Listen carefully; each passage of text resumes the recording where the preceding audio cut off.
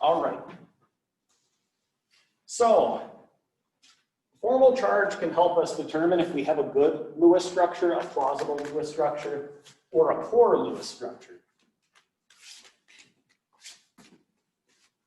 So knowing how to calculate formal charge can be very helpful or advantageous if we want to know if we have a good Lewis structure. Formal charge. It can also give us an idea of where something is going to react, especially when you get to organic chemistry, like what's a nucleophile or an electrophile. Basically, where are the weak points in the molecule to allow a reaction to happen. So what it is it's an estimate of charge of an atom in a molecule. Of charge of an atom in a molecule. We can't ever actually measure a charge, and it's not the best way to calculate a charge. Typically what people do is they throw this into a quantum mechanical piece of software and they determine the charge from that. This allows you to eyeball it and get an okay idea of what the charge should be, but we're assuming something. We'll talk about that assumption in a minute. Okay, so the way we calculate formal charge, we're going to give it the symbol Q. Is equal to, you look at the number of electrons, number of valence electrons in a neutral atom. So number of valence electrons of the neutral atom. So if you look at an atom by itself, how many valence electrons would it have? Minus number of electrons in lone pairs or non-bonding pairs, minus the number of bonds.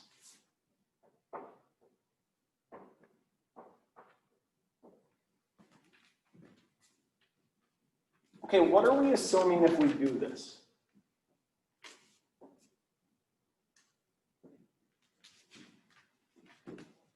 What we're assuming is the bond is a pure covalent bond. Assuming bonds are pure covalent bonds. So what do I mean by a pure covalent bond? Can anybody give me an example of a molecule or explain what a pure covalent bond is? Yeah, go for it. Yeah, so there's no difference in electronegativity, right? What happens with those shared electrons? Let's say we have, I don't know, atom A and atom B, and they're in a pure covalent bond. And they're sharing that electron between them. What percentage of the time does atom A control that electron? 100%, 25%, 50%, what would you say? Yeah, it controls it 50% of the time. What about atom B? How often does it control that electron? 50%. So in this case, what we're assuming is any electron that's in a bond is shared 50-50 between each of those atoms. So electrons and bonds are shared 50-50. Is that a good assumption? It only is if, in what cases is this a good assumption? What could you tell me about differences in electronegativity? If it's the same element, it's fine, it's perfect, right? But as soon as we start to change, we really have to consider differences in electronegativity. When is this assumption going to break down? Or when is it the worst?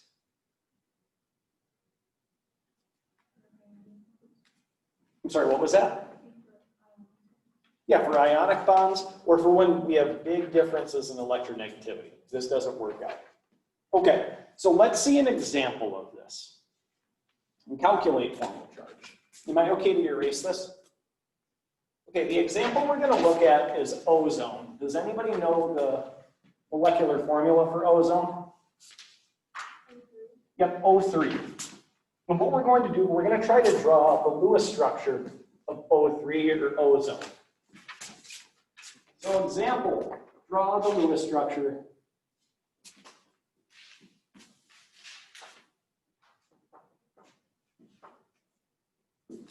for ozone,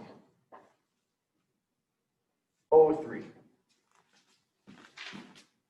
Okay. O3. We have 3 oxygens.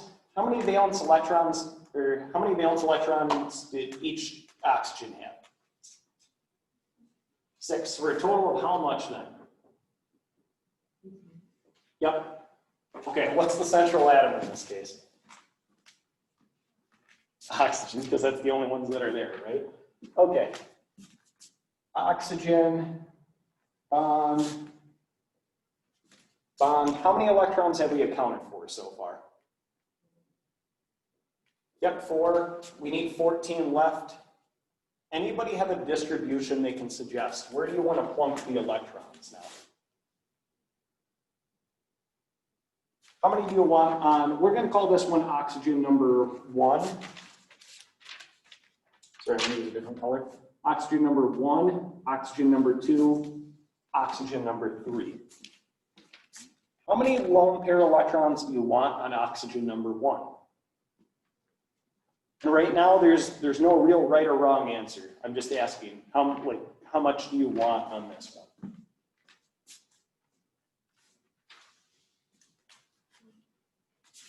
Two, like that? Okay. How many do you want on oxygen number 2? 4. Okay, oxygen number 3. Okay. How many electrons have we accounted for so far, though?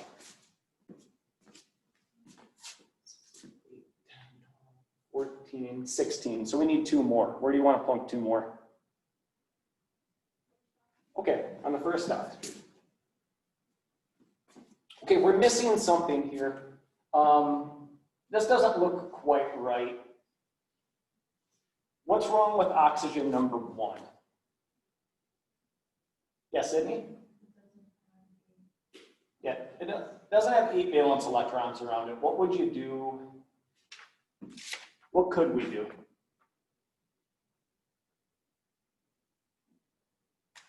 Well, we could take some of these and move them around. That's not going to help us out, though. So what would you suggest we do?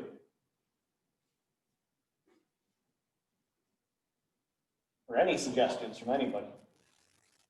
Okay, let's make a double bond. We're going to take these, we'll swing them down into a double bond. Is everything happy, or does everything have 8 valence electrons around it right now? Yep, we should. We count 2, 4, 6, 8, good. 2, 4, 6, 8, good. 2, 4, 6, 8, good. So all of them are happy in terms of the octet rule. Now let's calculate their formal charges.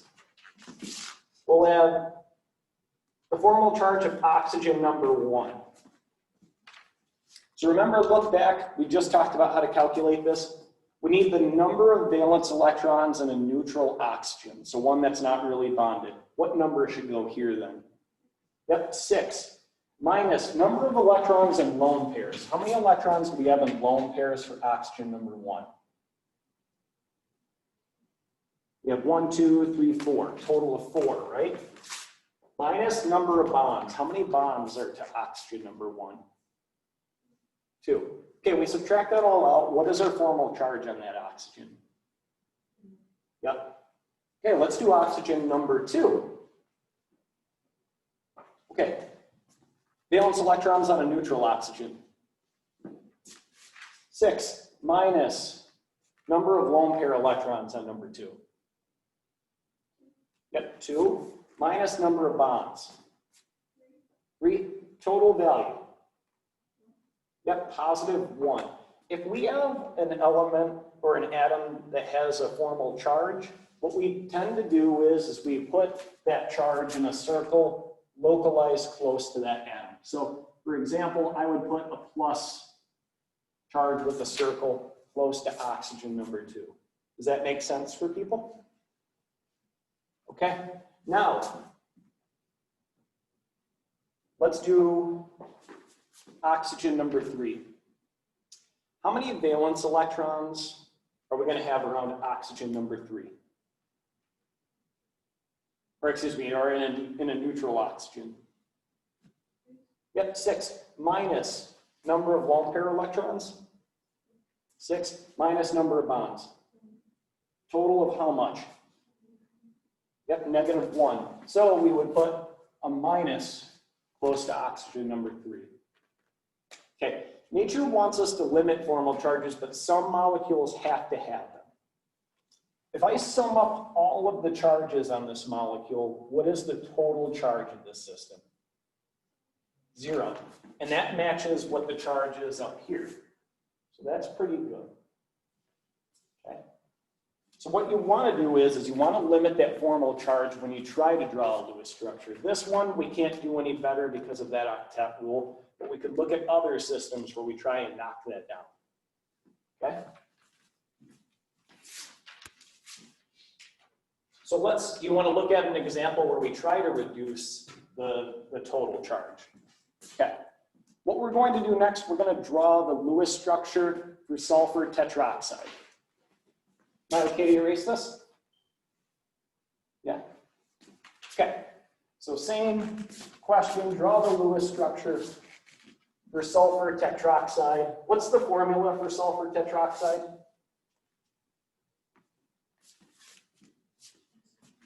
Yeah, SO3. Okay.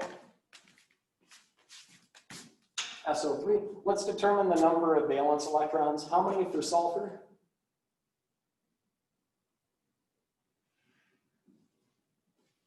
Yep, 6.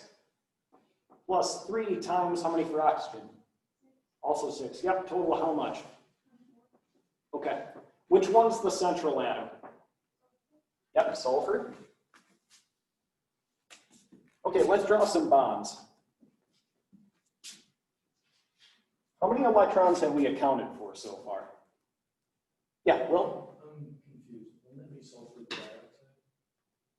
Did I say tetroxide? Yeah. Oh, my bad. Yeah, I meant sulfur trioxide. I'm sorry. Whoops. Yeah, so sulfur trioxide.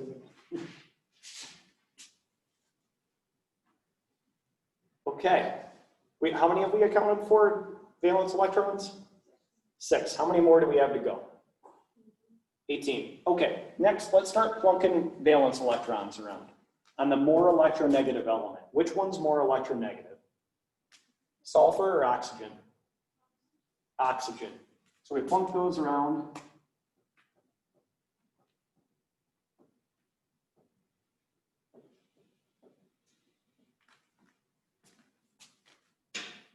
Okay, we're forgetting something here. We need to calculate something to make this an okay Lewis structure. What do we need to calculate? We got to get formal charges. So all the oxygens are the same right now, right? They all have the same environment. So we're just going to calculate the formal charge of one oxygen.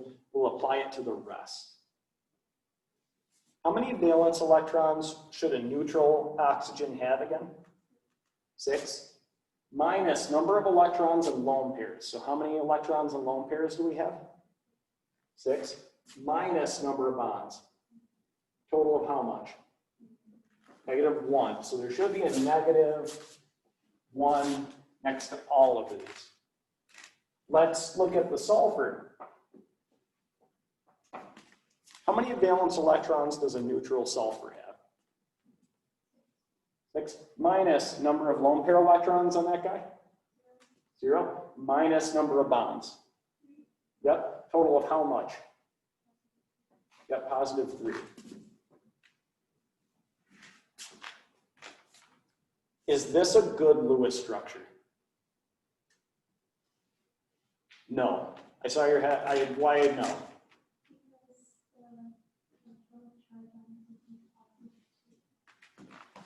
Well, if we add everything up, the overall charge is still 0, right?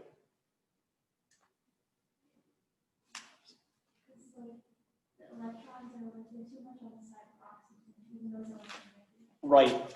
There's too much around the oxygen. These negative charge, nature doesn't want to see charges, right? This is a plausible Lewis structure. It is not the best Lewis structure. So on an exam, this would get you like 3 out of 5 points. Let's improve this Lewis structure. What would you do to improve this? Okay, let's do one double bond, and let's look at what happens to our formal charges, okay? So what we're going to do, we're going to take these, swing them down into a bond. So let's do that. And what we're going to do, we're going to recalculate our formal charges, okay?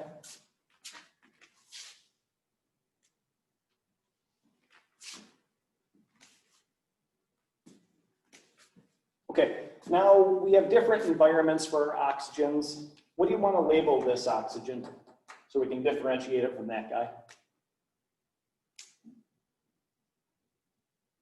Okay, 1. And these guys will be 2. So oxygen number 1. We know how many valence electrons a neutral oxygen should have. How many valence electrons should it have? Okay, minus number of lone pair electrons on number 1. Yep, minus bonds. Total of how much? Yep. Let's do oxygen 2. We got 6 minus how many lone pair electrons again? 6 minus bonds. Total of how much? Yep. These guys still have negative charges around them. Sulfur. 6 minus, what do we got here? 0 minus number of bonds. Total of how much? Yep. So in this case, what happened to the formal charge as I made a double bond on that sulfur? It's decreasing, right? Compared to the last Lewis structure, is this better or worse? It's better. Is it the best possible Lewis structure? No. This will get you like 4 out of 5 points on an exam. What can I do to make this the best possible Lewis structure? Yeah. Double bonds with all of these oxygens. Okay, if I do that,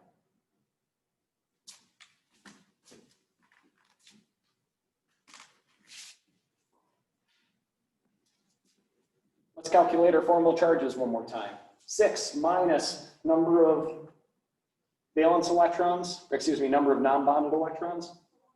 4 minus bonding, 2, 0, right? What about for sulfur? Yep, total of, yes. What I would like you to be able to do is to look at these elements and automatically assign their formal charge without calculating them. If you have to calculate them, that's completely okay. But I want to get you guys fast enough where you don't need to do that. Does that make sense? Okay, do you feel comfortable with this and the idea of formal charge? Does everybody get why this Lewis structure is better than the previous 2 we've drawn? We have no charge, well, we have no formal charge in this molecule right now. Some molecules like ozone have to be that way. No questions? What's the best way to tell, like, if there should be like shifting of like electrons like this? If they're like, if you want to, you basically want to see if you can reduce the formal charge. So by like swinging lone pair electrons into a bond, then calculating the formal charge is the best way to go about it. Does that make sense? Any other questions?